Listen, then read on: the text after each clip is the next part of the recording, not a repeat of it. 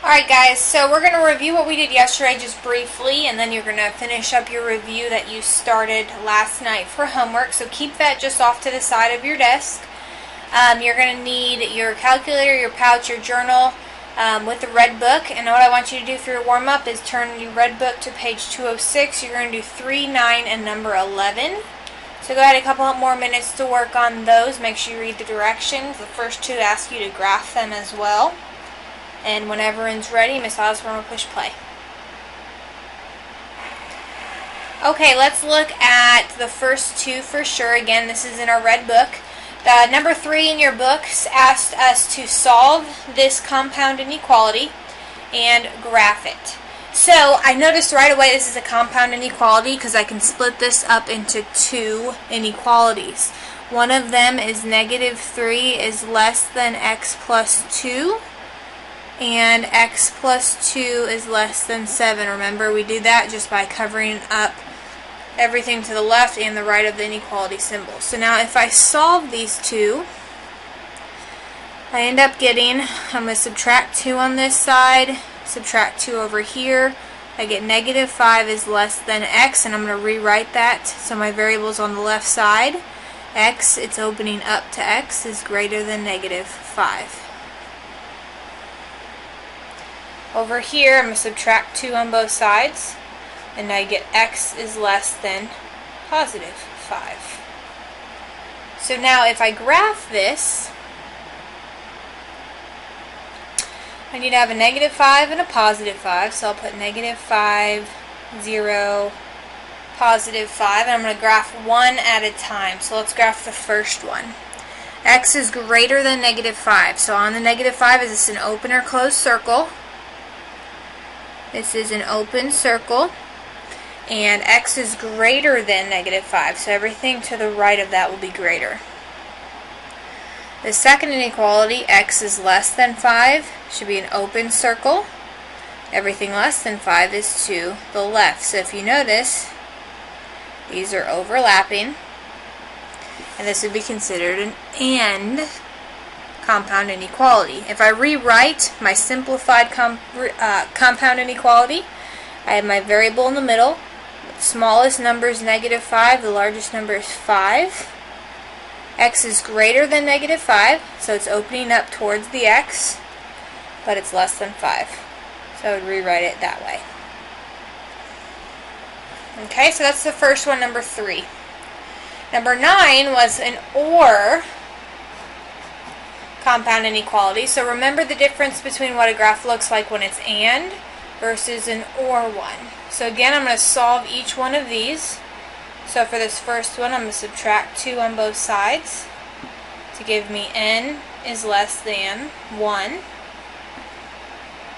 Over here, I'm going to subtract 3 on both sides to get me n is greater than 4.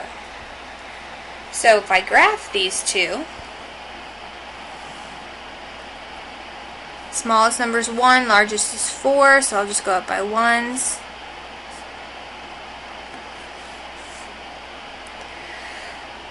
On the 1, is it an open or closed circle? If n is less than 1, it should be an open circle. And if n is less than 1, I'm shading this way. All these numbers, 0, -1, -2, -3, are less than 1. Over here, n is greater than 4. It should be an open circle on the 4. Greater than 4 would be shaded to the right. Okay, remember our difference. This is our AND when they're overlapping. ORs are when they are separated. So number 11 actually wants us to write the inequality based off of the graph that they give us. So we're going to choose x as the variable. Now I should be able to tell if this is an AND or an OR. What is this? This should be an AND because they're overlapping. So if I think about this, let's look at the first one. Okay, first of all, if I have x, this is a closed circle, so I know it has that equal to bar. Now if I just cover up the second part, everything shaded is greater than that -5. So That's my first inequality. X is greater than or equal to negative 5, just from looking at that first half of the graph. Over here, again, I have X. It's a filled in circle, so I know it has an equal to bar. And everything is at less than or greater than negative 3. It's less than negative 3. So once I write the two inequalities, now I can just put them together to simplify. So if X is in the middle, the smallest of the two numbers is negative 5. The largest is negative 3. To make this fit with what I want, if X is greater than or equal to negative 5, it's going to be opening up towards the X. And this one, X is less than or equal to negative 3, so it's going to be pointing towards the X for that one, and that should be your answer. Negative 5 less than or equal to X, which is less than or equal to negative 3. So that's just a review over the compound inequalities. What I want you to do now is just get out your review. Your homework last night should have been numbers 1 through 11. Now I forgot to tell you guys that number 8, I believe, yes. Number 8 is a very difficult question. There's not a question on the test, so we're going to cross that one out. So if you didn't get to that or if you were stuck, just skip it and move on. If we have extra time at the end of class today, we'll go over the answer. But what I want you to do right now is just for 5 minutes, I want you to check your answers with the people sitting next to you or around you. You don't have to move seats, just check your answers. Circle the ones that you might disagree on, because we're going to go over those shortly, but overall you should have the same answers. After those maybe 4 or 5 minutes of checking your answers for the first 11, you are going to work on 12 through 20. Okay, you're only going to have about 10-15 minutes to do that, because then we're going to go over the answers. So, Ms. Osborne will pause the video. Again, check your first 11 questions with your neighbor for about 4 minutes. Then start working on 12 through 20. And then when everyone's ready, last 15 minutes, we'll go over all the answers. Okay, now before we start going over the answers, what I'm going to do is I'm going to show you all of the answers first. Then we'll go back to the beginning and work through the problems. And this will again be posted on my website. So if maybe we run out of time in class, you can go back on my website and look at the ones that you might not have gotten to and make sure you fill those out. This review will be turned in for a completion grade before your test tomorrow, so all your work needs to be shown with the correct answers. So let's start by going over the answers. So number 1, b is equal to 3. Number 2, x is equal to 58. Number 3 is 16 minutes. Number 4 is y is equal to negative 3. Number 5 has many solutions. Number 6 is 10 cards. Number 7, there's really 2 parts. When you solve for the equation, it was y is equal to 5 minus 2x. And then what does y equal when x is equal to 2? And y was equal to 1. Number 8 we crossed out, but if you did attempt it, it's x is equal to s divided by q plus r.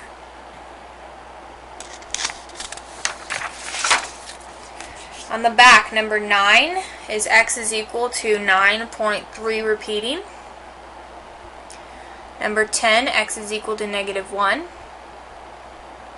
Number 11 is how can you find the cost? So I just set up my proportion, but again, your answer might vary. Just make sure for your proportion that 3 and x are being multiplied together.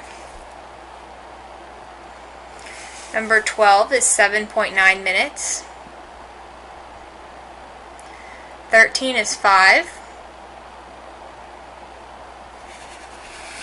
Number 14 is about 29.4 feet. 15 is k is greater than or equal to 1. And when I graph it, it should be a closed circle on the 1 shaded to the right.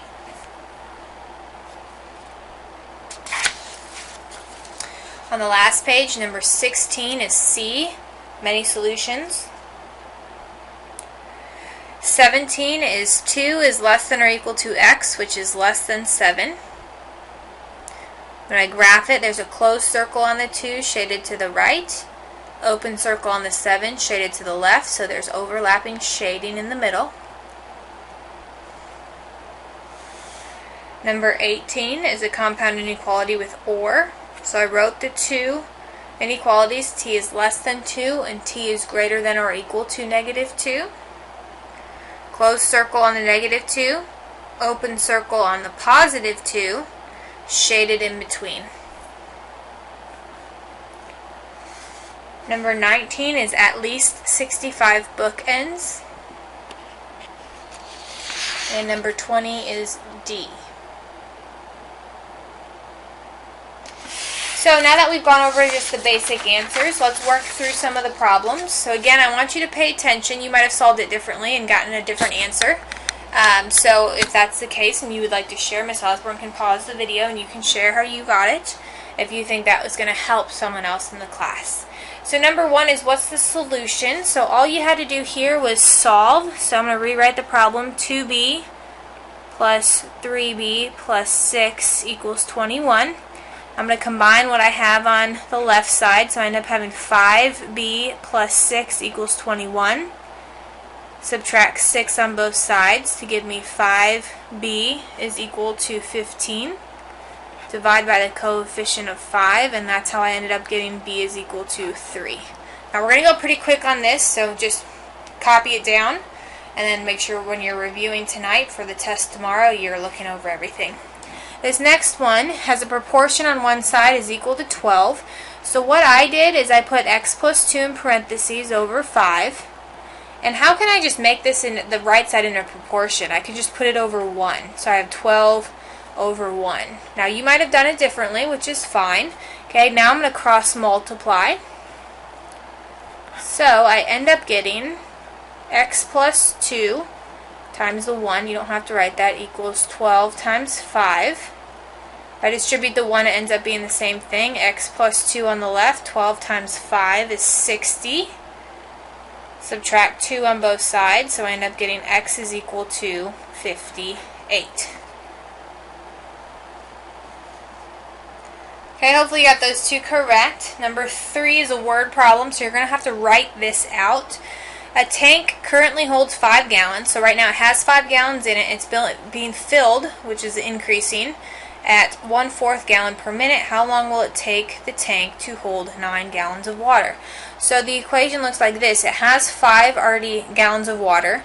It's being filled at 0.25 per minute. And we want to know when it will finally get to 9. So that's my equation. And I'm going to solve, so subtract 5 on both sides. So I end up having 0.25x is equal to 4. Divide by 0.25 on both sides. And I end up getting x is equal to 16. Again, x represented the 0.25 gallons per minute, so x would be minutes. 16 minutes is my answer. Number 4, what is the solution? So again, I want to solve for the y here. So I'm going to go ahead and rewrite what they gave me. 5 parentheses y minus 4 is equal to 7 2y plus 1.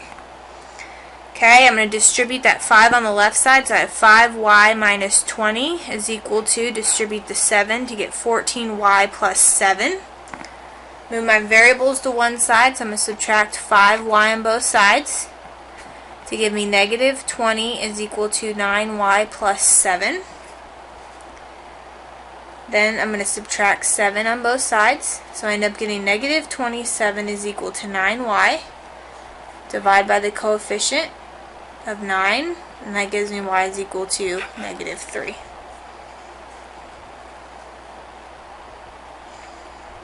Number 5, okay, I have again a proportion or a ratio on one side. Over here I have 1/3 times x plus 4.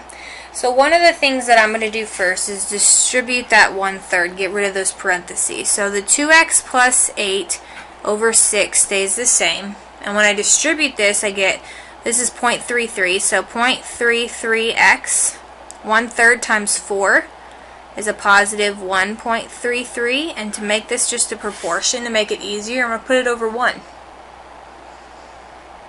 Now from here, I'm going to cross multiply. So I end up getting 2x plus 8 is equal to 6 times 0.33x plus 1.33.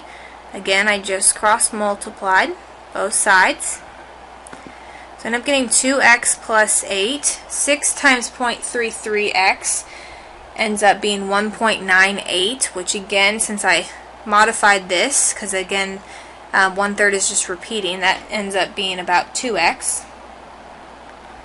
6 times 1.33 is again really close to 8, 7.98. So from here, I know 2x plus 8 equals 2x plus 8. Same on both sides. I could keep going, but that's how I get many solutions.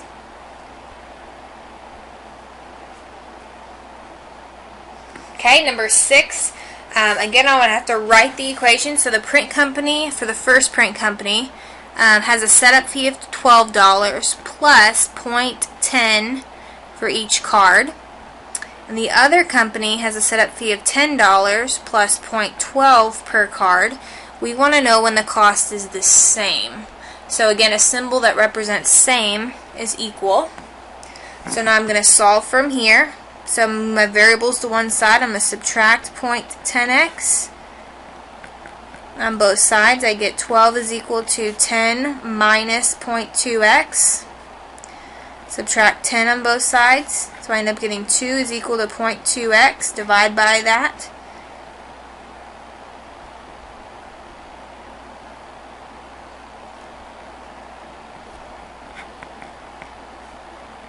And I end up getting 10. X is equal to 10.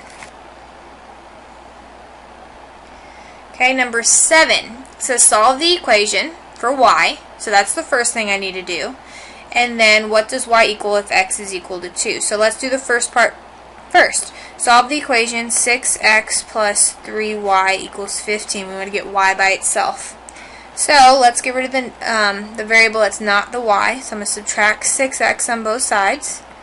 Now again, we don't line it up because they're not like terms. So I have 3y is equal to 15 minus 6x. And then from here, to get y by itself, I have to divide by 3. I divide the whole right side by 3 as well, which leaves me with y is equal to, what's 15 divided by 3? It's 5. And then negative 6 divided by 3 is negative 2x. So that's what I end up getting for the first part.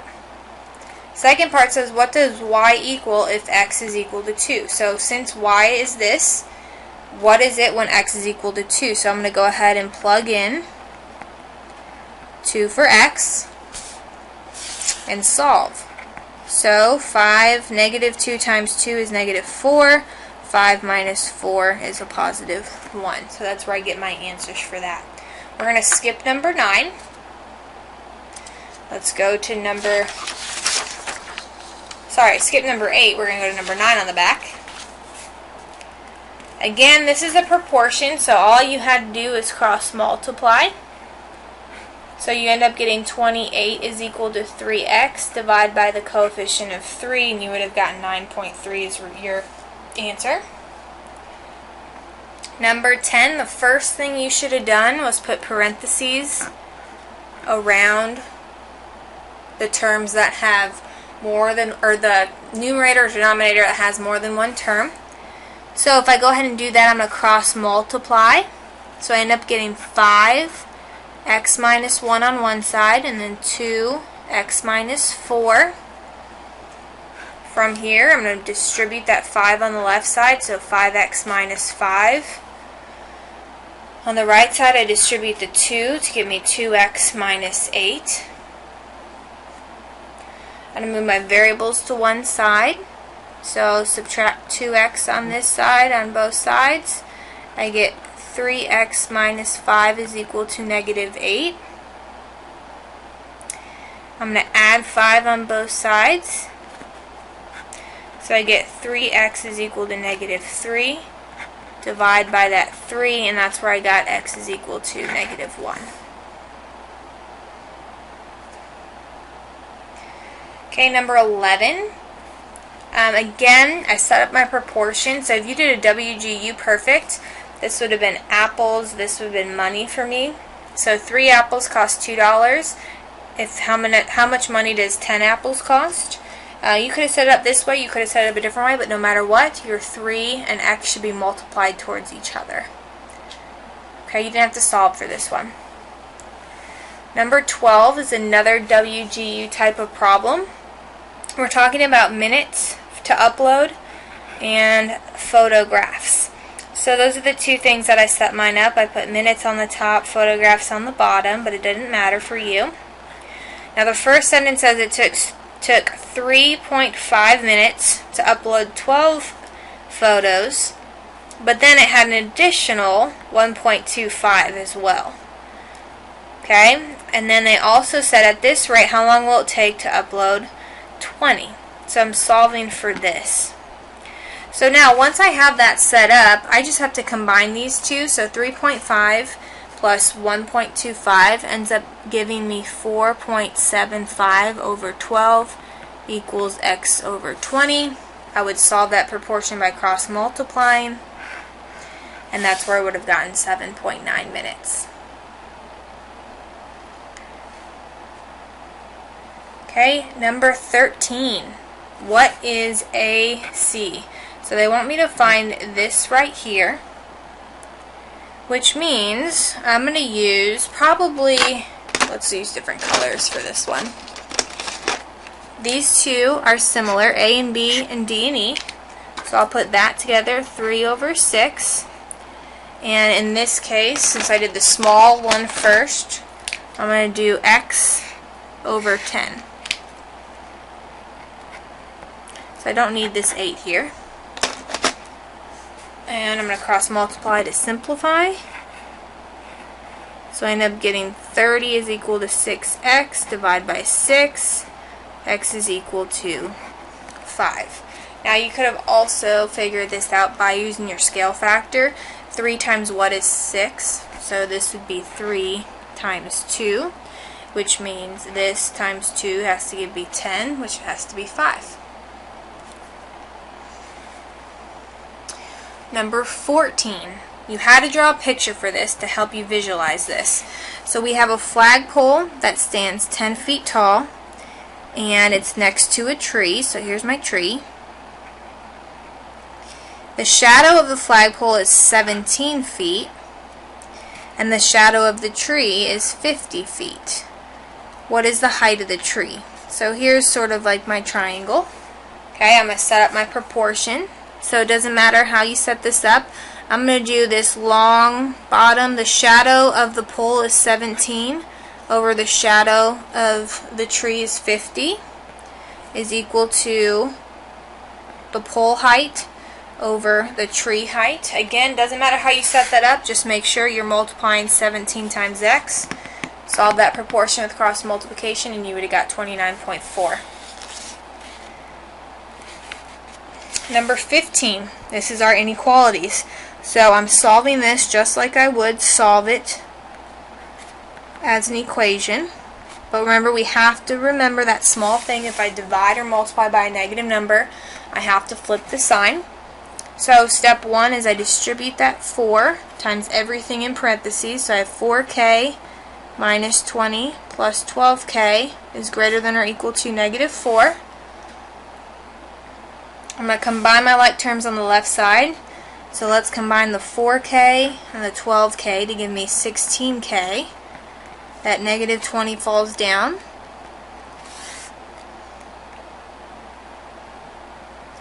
I'm going to move my numbers to one side. I'm going to add 20 on both sides.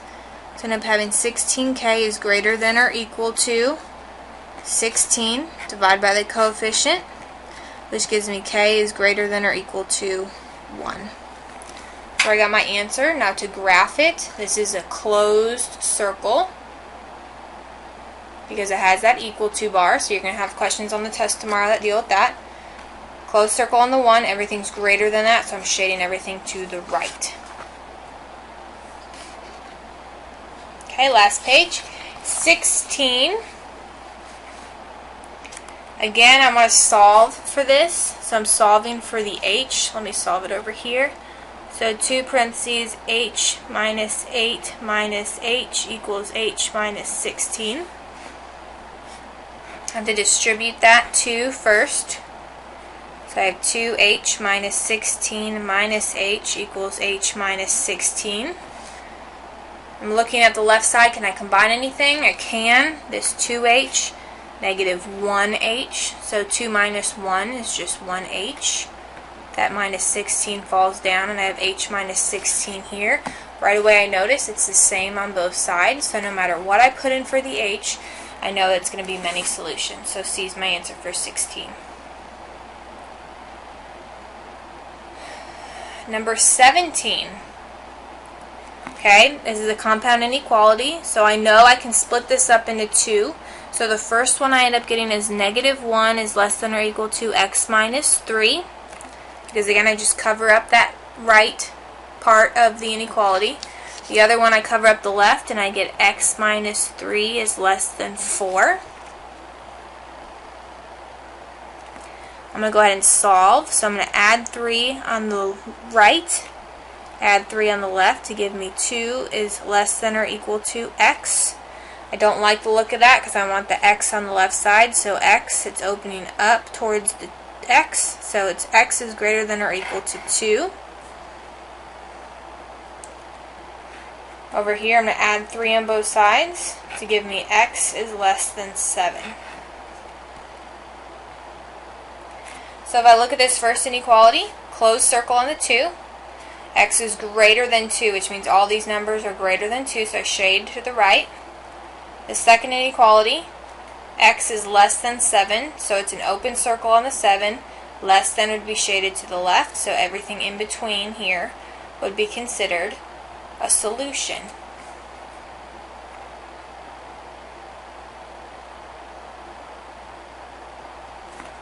Okay.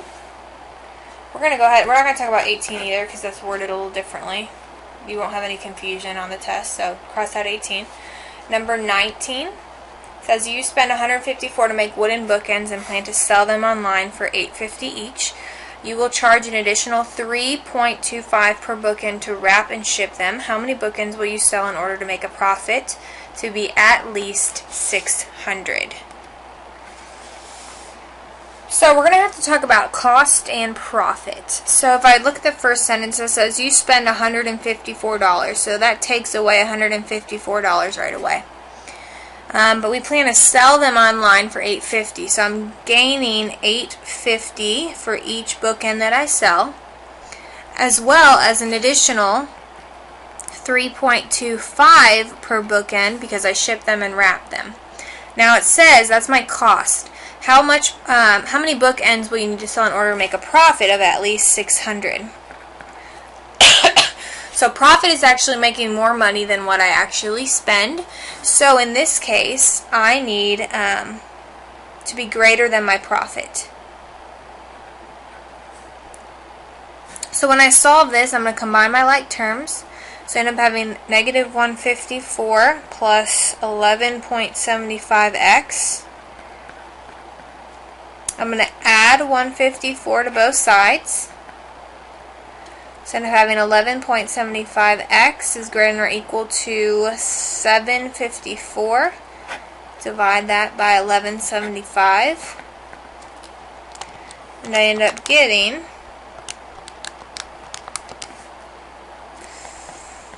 x has to be greater than or equal to 64.17. Which means to make a profit, okay, the number of bookends that I sell has to be greater than 65. So pretty much at least 65 bookends need to be sold for me to actually make money on this. And then the very last question, again, this is a compound inequality, so I'm going to separate the two. So I end up having negative 2 is less than 4x minus 10. And I have 4x minus 10 is less than 6.